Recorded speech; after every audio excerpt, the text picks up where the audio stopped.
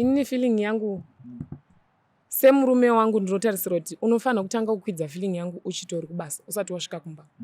The more yatinenge tichitaura pafoni tichitaura mawedzi erudo anoita kakundisimudzira kaanoita so zvekuti mublood mangu ndeichinyatsokunzwa kuti apa ndikutaura nani.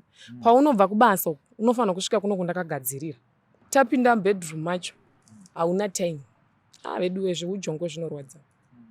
Zvinotorwadza neni wacho asi munoti vakadzi ndivo vasingarwadzi. Alright. Pa one round remurume.